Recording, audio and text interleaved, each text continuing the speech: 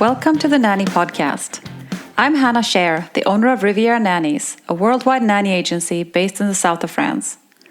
I feel very passionately about everything nanny. One of the most important things we do at our agency is making sure our nannies have the careers and jobs that fit them the best, and we love supporting them in all areas of their lives and careers. That's why I wanted to start the Nanny Podcast. Here we talk about all things nanny, the good, the bad, and the awesome. Thank you for spending some time with me today and for listening to our podcast. Welcome to the Nanny Podcast. If this is the first time you're listening to our podcast, welcome. This is where we talk about everything nanny. We talk about how to improve your career, things you love about nannying, and how we work as an agency, and so much more. Today I'm going to tell you about a kind of situation we run into here at the agency every once in a while. It happens more often than I think it should, and I want to talk about why it's unreasonable and what we do when it happens. It's a little bit of a behind the scenes of the nanny agency, if you want. When clients contact us, we ask them to fill out a questionnaire telling us about the kind of nanny they're looking for and what the job they're offering looks like. We want to have a profile of the client just like we do of the nanny so that we can make the best matches. This is a typical conversation in this kind of scenario. Client says, "Hello, I need your help finding a nanny for my 2 children aged 18 months and 3 years. Can you help us?" And we say, "Hello, yes, of course we can. Can you please fill out the application form?" There's usually more of a conversation going on, but to simplify it a little, it's usually something like this. They fill out the application form, often not with all the information we ask for, sometimes because they don't know, sometimes because they don't want to tell us right away. Typically, in this particular type of family, they leave out the hours they require and the salary. Our reaction, privately, is, "Oh boy." What happens then is that they tell us how qualified they want the nanny to be. On top of the basic trainings and certifications, they typically want at least 2 languages spoken fluently, a good presentation, a smart and sophisticated nanny, which makes us delighted because it fits most of the profiles that we have for our nannies. Because, they'll be taking care of their children. You would think that the person who is going to help them raise their children would be someone they respect and pay fairly, right? This far sounds pretty good, right? Okay, then we get to the hours.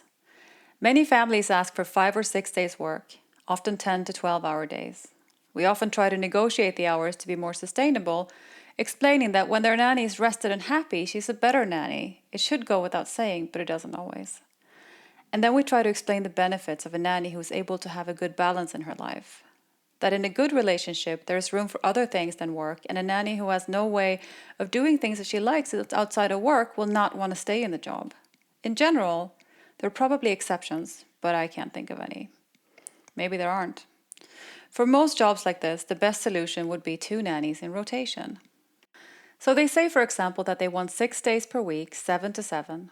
That's a long day and a long week. So for me, I'm already thinking in my mind that it leaves me with fewer nannies to present to them, and the salary requirements will go up.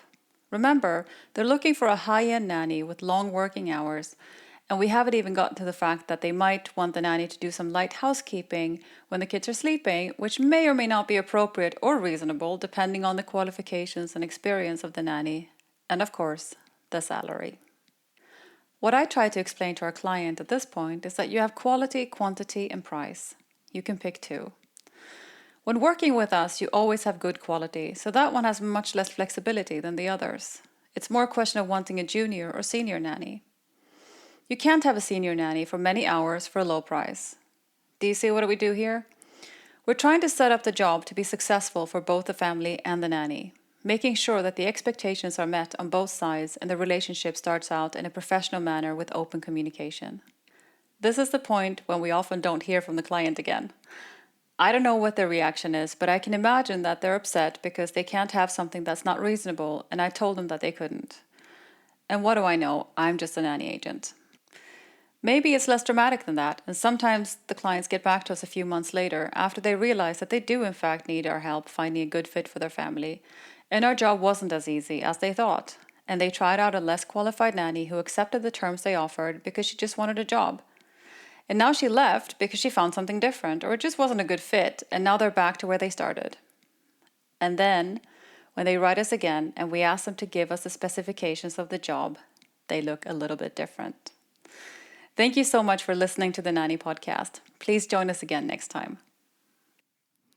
This episode is brought to you by Riviera Nannies. Riviera Nannies is a nanny agency based in the south of France and Monaco, but that places nannies all around the world. So if you are a nanny wanting to work anywhere, you can register. And if you're a family living anywhere, you can register. And it's really an agency that listens a lot to the families, that there's no algorithm. It's all very personalized service. And for the nannies, they offer really great support. So if you are having any kind of issues and, need career advice or whatnot, it's a great, friendly, kind agency. So if you want to get in touch, please email hello@rivieranannies.fr. Thank you so much for listening to our podcast today and spending time with me. I want to know what you want to hear about. If there's a topic you want us to cover, if you have questions for us that you want us to answer in a future episode, or if you just want to say hi, please email me at hello@rivieranannies.fr and put Nanny Podcast in the subject line. I would love to hear from you. Take a look at our show notes for links and details about today's episode. If you're listening in iTunes, you click on the artwork and the notes should come up. Otherwise, they're always on our website, nannypodcast.com.